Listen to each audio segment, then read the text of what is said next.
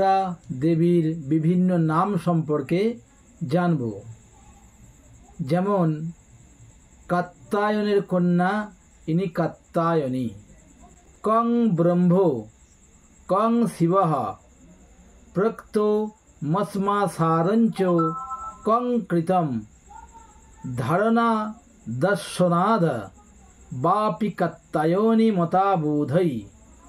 অর্থাৎ ক শব্দে ব্রহ্ম এবং আরেকটি ক শব্দে শিব ইহাদিগকে ধারণ করিয়াছেন বলিয়ায় তাহার নাম কাত্যায়নী। তার পরেরটি যেটি বলছে আরও অতি সুন্দর।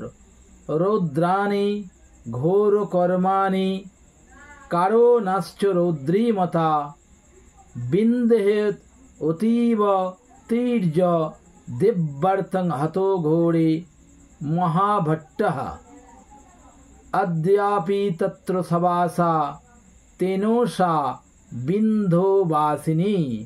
অর্থাৎ ইনি ঘোর রৌদ্র কর্ম করিয়া থাকেন, এই জন্য তাহার নাম রৌদ্রী।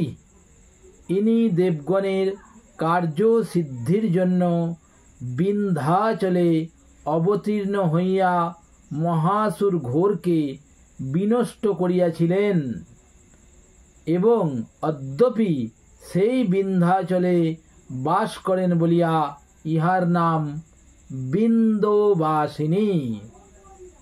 তারপরেরটি বলছে জয়ন্তী জয়নাখ্যাতা অর্জিতানজিতা কচিত বিজিত্য পদ্মনামানং দৈত্যরাজং মহাবলম বিজয়া তেনোষা দেবী লোকে চৈরপরাজিতা।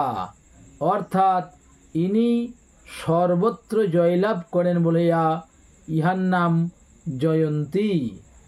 আবার তিনি পরাজিত হন না বলিয়া ইহার নাম অপরাজিতা। ইহাকে কেহই জয় করতে পারে না, ইহার জন্য ইহার নাম অজিতা। মহাবল পদ্ম নামক দৈত্যরাজকে জয় করিয়াছিলেন, এই জন্য ইহার নাম বিজয়া। এবং আরও যেটি প্রথমে বললাম, কেহ ইহাকে পরাস্ত করিতে পারি না, ওই জন্য ইহার নাম অপরাজিতা। তারপরে বলা হচ্ছে সিংহমারুজ্য কল্পান্তে নিহত মহিষো যথা মহিষাগ্নি তথো দেবী কন্যা বৈ সিংহবাহিনী। অর্থাৎ দেবী কল্পান্তে সিংহে আরোহণ করিয়া মহিষাসুরকে বিনষ্ট করিয়াছিলেন, এই জন্য তাহার নাম মহিষাগ্নি। এবং আরও একটি নাম এখানে রয়েছে, তাহার নাম সিংহবাহিনী। তারপরে বলা হচ্ছে কালী দুঃখাপমানেন সর্বশত্রু নিবর্হণী কলোনা কাল সংখ্যাসা কালী দেবেশু জ্ঞেয়তে কপালং ব্রহ্মকং জাতং করে ধারয়তে সদা কপালিতেন সপ্রক্তা পালো নাদ্ভা কপালিনী। অর্থাৎ দুঃখাপমানকালে ইহার নাম কালী হইয়াছে।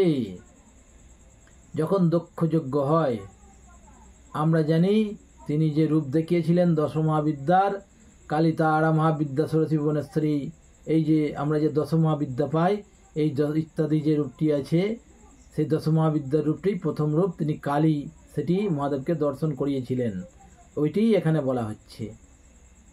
অর্থাৎ যখন দুঃখাপমানকালে ইহার নাম কালী হইয়াছে, ইনি কালে সমস্ত পদার্থেরই কলন করেন বলিয়া দেবগণ ইহার নাম কালী দিয়াছেন।